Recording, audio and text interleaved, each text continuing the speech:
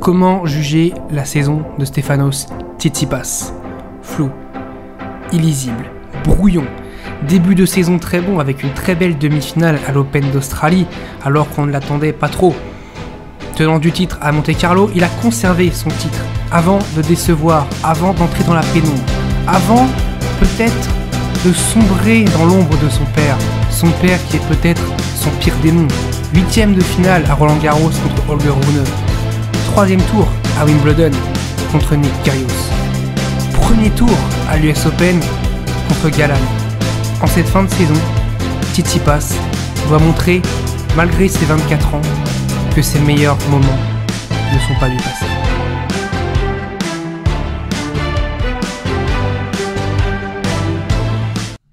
Salut à tous, j'espère que vous allez bien, je suis très heureux de vous retrouver pour une toute nouvelle vidéo, épisode 3 de la série En route vers Turin, l'épisode 1 qui était dédié à Novak Djokovic, l'épisode 2 qui était dédié à Carlos Alcaraz, l'épisode 3 cette fois-ci est dédié à Stefanos Tsitsipas. Alors pour l'ordre, je vous préviens direct, c'est vraiment au feeling, je le fais en fonction des joueurs comme ça, en fonction de qui j'ai envie. En gros, j'avais vraiment envie de commencer par Novak Djokovic, ensuite Alcaraz, je trouvais méritait évidemment pour sa place de numéro 1 mondial, et Tsitsipas, je sais pas, c'était une envie particulière comme ça de parler de Stefanos Tsitsipas. Saison assez bizarre, clairement on va pas se le cacher, saison assez bizarre, on va voir ça tout de suite. On commence du coup avec le bilan global qui est de 56 victoires, 57 maintenant puisqu'il a remporté un match aujourd'hui à l'heure où je tourne et hier quand la vidéo sortira. 56 victoires pour 20 défaites. C'est un très bon bilan, ça va encore être une saison pour Tsitsipas à plus de 60 victoires, a priori, en tout cas dans ces eaux-là, c'est encore une excellente saison. 2 titres, ça par contre c'est un petit bémol, il y a un Master 1000 et un ATP 250, donc c'est pas non plus folichon, c'est pas, je trouve, l'une des meilleures saisons de Stefanos Tsitsipas, et on va faire justement le déroulé de sa saison de Stefanos Tsitsipas qui a commencé avec l'ATP Cup. Pas grand chose à retenir évidemment. Premier match facile face à Nicolas Basilashvili, où Basilashvili a totalement balancé le match. Et puis face à Schwartzman, match un peu bizarre, mais il revenait d'une blessure au coude. Faut le rappeler. Justement, à l'Open d'Australie, il n'était pas super attendu que ça. Il avait quand même une demi-finale à défendre. Premier tour face à Ymer, il est plutôt solide. On voit le deuxième tour face à Baez, il a du mal. Troisième tour face à Benoît Paire. Benoît Paire au troisième tour, mais waouh, ça fait une éternité. On a l'impression que c'est jamais arrivé cette saison et pourtant c'est arrivé. Open d'Australie, il fait un super Open d'Australie. Benoît Paire, il bat Dimitrov et il fait un très bon match. On le voit là contre Stefanos Tsitsipas. Contre Taylor Fritz, honnêtement, Tsitsipas doit perdre ce match. Fritz mérite de gagner ce match. Mais souvent, Fritz, on l'a vu, dans les moments où ça compte, il se chie dessus. Il n'y a pas d'autre mot. Contre Nadal, on l'a vu à Wimbledon, il s'est chié dessus. Là, on voit, il peut arriver pour le Masters s'il se chie un peu dessus. Stefanos Tsitsipas, il s'est chié dessus clairement sur ce 8e à l'Open d'Australie. Ensuite, quart de finale, on se dit à se faire démonter par Sinner parce qu'il était clairement pas foufou Tsitsipas sur ce début. Et puis il explose Yannick Sinner. Et puis face à Medvedev, plafond de verre, on a l'impression face à Medvedev, il n'y arrive pas à battre Medvedev. Alors il l'a battu 2 fois, 3 fois maintenant, on verra, il l'a battu au cours de l'année, mais il a quand même vraiment du mal face à Medvedev. Et on voit il tire à dragée haute pendant 2 sets. Et puis après, il s'écroule petit à petit avant de totalement s'effondrer dans le 4e set. Mais le bilan de l'Open d'Australie est un très très bon bilan.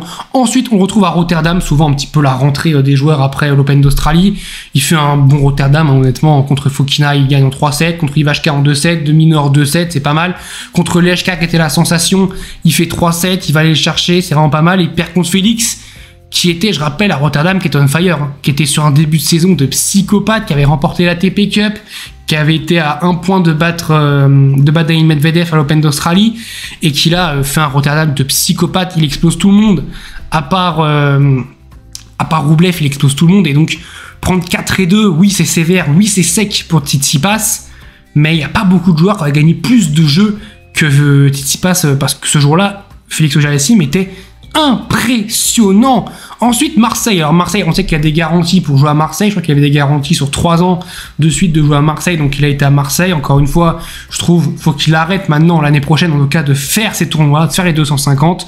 Gaston, on voit, il passe. Toujours dangereux, Gaston, notamment en France. Et Safioline, il perd malheureusement. C'est une mauvaise défaite contre Safioline. Ensuite, On le voit à Acapulco, il enchaîne en plus Marseille, qui du coup est en Europe, en France, pour aller à Acapulco qui est au Mexique. L'enchaînement, franchement, il fait mal en termes de décalage horaire et tout ça, et même pour l'organisme, ça fait mal.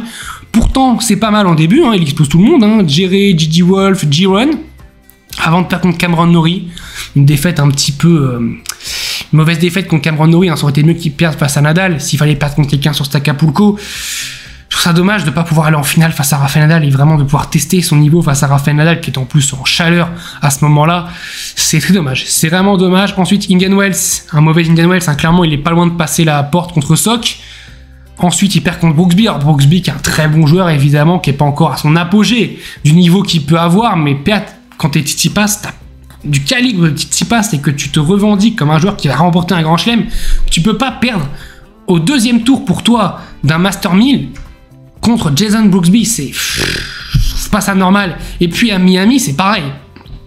Alors ok, il perd contre le futur numéro 1 mondial, mais ça on le savait pas encore à l'époque.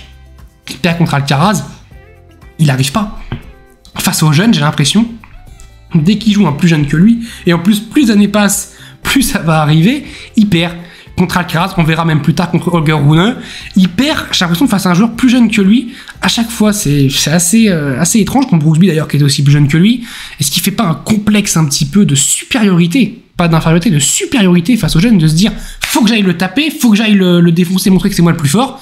Et puis au final, il perd. On voit face à Miami, il perd en 8ème face à Carlos Alcaraz, mais qui a après explosé tout le monde. On arrive enfin sur terre battue. Le moment où on se dit, ça y est, c'est la période Tsitsipas. C'est le moment où il doit prouver qu'il est capable de remporter un grand chelem et de montrer que son Roland Garros 2021, c'était pas juste un one-shot et que la finale, ça l'a affecté, oui, mais ça ne l'a pas plus affecté que ça. On voit ça, il fait un très très bon Monte Carlo parce qu'il peut perdre en quart de finale contre Schwartzmann. Il mène 6-2, 5-3, je rappelle. Mais ensuite, Schwartzmann revient, mène 4-0, balle de 5-0 dans le troisième set avant de perdre un match incroyable. D'ailleurs, ce vendredi-là, le vendredi des quarts de finale qui est absolument fou, il y a que les 4 matchs avaient fait 3-7. Il y a vraiment du suspense de fou. Le Zverev-Sinner d'avant était aussi incroyable. Il explose Sinner en demi. Zverev, pardon, en demi, il fait une super demi-finale. Et puis en finale, il enchaîne face à Alejandro Davidovich Fokina. Il réussit à garder son titre, son seul Master 1000. Il a réussi à le garder, vraiment à rester tenant du titre. C'est vraiment bien. Conserver un titre, c'est pas quelque chose de simple. Il a réussi à le faire. À ce moment-là, je me dis, mais ça y est, Tsitsipas va être favori pour Roland Garros. Et malheureusement, il va retomber dans ses travers. Il fait un Barcelone qui est plutôt bon au début. Ivashka, Dimitrov. Avant de tomber sur Alcaraz. Et là, attention, ça fait mal. Parce qu'il est mené 6-4, 4-1, double break. On se dit, il va s'effondrer. Il revient, il fait l'effort de revenir. Il gagne 7-5 le deuxième. Et puis s'écroule dans le troisième set. Mais j'ai pas compris pourquoi. On arrive à Madrid, les conditions qui sont pas les mêmes que sur la terre battue traditionnelle. Il bat Pouille, Dimitrov, Rublev avant de perdre contre Zverev. Mais c'était une terre battue qui arrangeait un petit peu plus Alexander Zverev que Stefanos Tsitsipas. Et d'ailleurs, on le voit direct après. Puisqu'à Rome, il sauve une balle de match contre Dimitrov, il bat Khachanov, il bat Sinner et il bat ensuite Alexander Zverev. Belle finale face à Novak Djokovic, beau test pour lui, gros beau test. 6-0. 6-0, Stefanos, tu nous expliques ce qui s'est passé sur ce match ? C'est pas possible de prendre 6-0, t'arrives, ça Djokovic, bam. Le plus pour lui, c'est sa première finale de la saison parce qu'il a quasiment pas joué un match avant. Tu te dis, hey, est-ce qu'il est favori pour Roland Garros et tout ? Tu te dis, il joue Djokovic, un vrai test, la revanche de la finale de 2021, ça va être un beau match, ça va se fighter. 6-0. Waouh. Et après, il prend 7-6, ok. 6-0. Waouh. Ça pique. Encore une finale perdue d'ailleurs. Ensuite, Roland Garros. Première vraie déception de Tsitsipas. Première grosse déception de Stefanos Tsitsipas. Musetti, premier tour, pas facile du tout. Mais il passe. Collard, qui aurait dû être un match, a priori, facile. Il a vraiment beaucoup de mal. Face à Ymer, ça aurait dû être un match facile. C'est un match facile, heureusement. Et face à Rune, le choc de la Patrick Mouratoglou Academy. Il perd en 4-7. Et là, c'est vraiment un tournant un petit peu pour moi dans sa carrière. Enfin, dans cette saison, dans sa carrière. Parce qu'il doit aller en finale. Clairement, il a un tableau pour aller en finale. Il avait, dans sa partie de tableau, ni Djokovic, ni Nadal, qui étaient évidemment les deux grands favoris, ni Zverev, ni Carlos Alcaraz, qui étaient quand même aussi deux monstres qui pouvaient potentiellement remporter Roland Garros. Et il n'arrive pas à aller en finale. C'est dur. Franchement, c'est dur. Quand tu vas pas en finale alors que tes 4 principaux adversaires sont dans la partie de tableau au-dessus, c'est dur. Ça fait mal. Ensuite, saison sur gazon, on sent un petit peu qu'il a du mal à gérer Roland Garros. Il perd face au GOAT Andy Murray à Stuttgart. Il y a le sourire qui monte. Ça me fait plaisir. Murray qui a fait une très très bonne partie de saison sur gazon. Ensuite, il perd à Halle face à Nick Kyrgios. Et une fois n'est pas coutume, face à Nick Kyrgios, on verra justement après. Il gagne Majorque. Faut pas lui enlever ça, il gagne Majorque. On sait qu'il a du mal sur gazon. Alors ok, Majorque, si vous voyez la gueule du gazon, c'est plus de la terre battue. Donc on va dire qu'il gagne sur du semi-gazon. Et en plus, quand on voit les joueurs qui bat, c'est pas non plus des joueurs de gazon, j'ai envie de dire. Ok, Roberto Bautista Agut a fait une demi-finale à Wimbledon en 2019. Mais voilà la vitesse du gazon, franchement. Et ensuite, on arrive à Wimbledon. Richards, premier match, il s'en sort plutôt pas mal. Thompson, il gagne en 3-7. Et ensuite, le choc face à Kyrgios. Et voilà, encore un échec pour Tsitsipas, qui n'arrive pas à passer le cap, il n'arrive pas à passer les chocs. Tous les chocs cette année, il les a perdus. Quand on regarde, quasiment, il a perdu tous les gros chocs. Et là, contre Kyrgios, franchement, alors, il y a un petit côté, franchement, la mentalité des deux était exécrable, mais un truc qui me fait rire, franchement, c'est un petit peu Tsitsipas, il a cette image, évidemment, du joueur de la next-gen, qui doit remporter, dans les années à venir, un grand chelem, qui va s'acharner au travail pour aller battre le Big Free, il n'y a plus de Big Free maintenant, pour aller battre ces joueurs-là. Et Kyrgios, c'est un petit peu cette image du joueur qui arrive les mains dans les poches, voilà, je mets mes petits coups en dilettante. Et Kyrgios, il gagne, et puis il va en finale de Wimbledon. Franchement, ça me fait rire, parce que voilà, ça montre un petit peu que Kyrgios est un génie de ce sport, et je continuerai à le dire tout le temps. Ensuite, Montréal, on voit pas Montréal. Là, c'est bien, il a allégé son calendrier, il fait pas tout ce qui est Hambourg, Roumag, et tout ce tralala, la Gstaad, Substadt, tout ça, là, tout ce tralala. Il perd face à Jack Draper, qui a été très bon sur ce Montréal, mais franchement, c'est encore une fois, quand t'es Tsitsipas, tu ne dois pas perdre. Ensuite, il fait vraiment un très bon Cincinnati, qui est pour moi son vrai dernier bon tournoi, où il bat Krajinovic, il bat Schwartzmann, il bat Isner, qui chez lui battre Isner, c'est pas simple. Il bat enfin Daniil Medvedev sur dur outdoor. Donc vraiment, c'est un très bon tournoi, mais c'est dommage, encore une fois, en finale, il explose. Il prend 7-6, 6-2, et si je dis pas de bêtises, il prend 7-0. Il prend 7-0 dans le tie-break. 7-0 par Bernard Choric qui revenait de nulle part. Bon, que c'était écrit qu'il allait gagner le tournoi parce qu'il était fou, il était dans le fuego, c'était incroyable. Ensuite, l'US Open, on l'attend pas trop, on sait pas ce qu'il va faire, mais au moins un petit peu essayer de viser un troisième tour, en huitième. Galan. 6-0, 6-1, 3-6, 7-5. J'ai pas les mots, franchement, ça me... En fait, je pense que quand t'es fan de Tsitsipas, je sais pas comment tu réagis, parce que c'est bizarre, parce que il peut sortir une perf de dingue à Cincinnati en battant Medvedev, avant de s'écrouler comme une vieille chaussette. Franchement, je sais pas comment cerner le personnage Tsitsipas, parce que, vous voyez, pour moi, Djokovic, il a pas pu jouer beaucoup cette saison, mais en global, il a fait une très bonne saison. Alcaraz a fait une saison historique.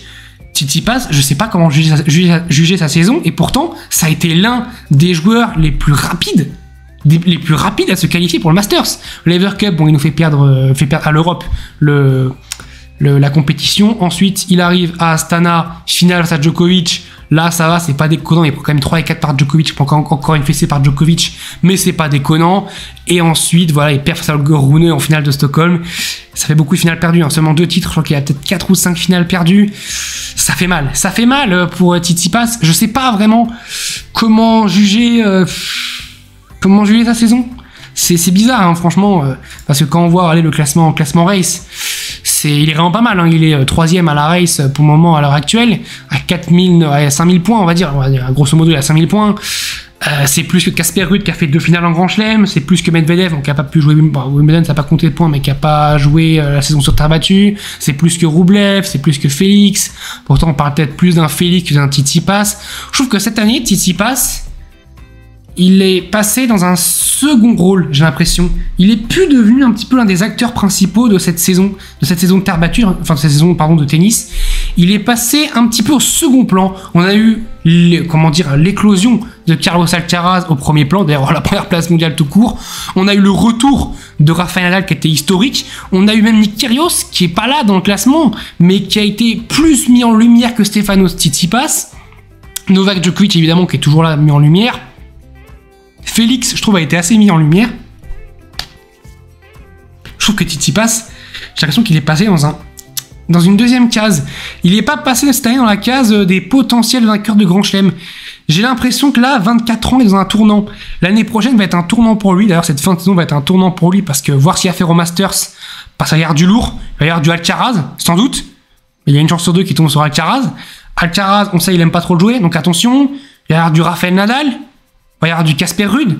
Faut pas qu'il perde contre Casper Ruud quand même, parce que ça serait un petit peu une régression pour lui. Il y aura du Medvedev, qui n'aime pas jouer, il y aura du Rublev, il y aura sans doute du Félix Auger-Aliassime, il y aura Novak Djokovic. Franchement, quand je vois ces joueurs-là, je vois pas comment Tsitsipas peut passer une poule. Parce que là, s'il tombe sur Alcaraz ou Nadal, je vois pas passer l'un des deux. S'il tombe sur Medvedev ou Rublev, si c'est Medvedev, je vois pas passer. Et ça, après, c'est Félix et Djokovic. Franchement, j'ai du mal à voir Tsitsipas rien que passer les poules, en fait. Ça me fait mal de dire, mais j'ai du mal à voir Tsitsipas passer les poules. Dites-moi, vous, ce que vous pensez de la saison de Tsitsipas. Je la trouve vraiment bizarre, flou, illisible. C'est compliqué. Compliqué à voir la saison de Tsitsipas. Pour certaines, elle peut être très bonne. Parce qu'il y a un titre en Master 1000.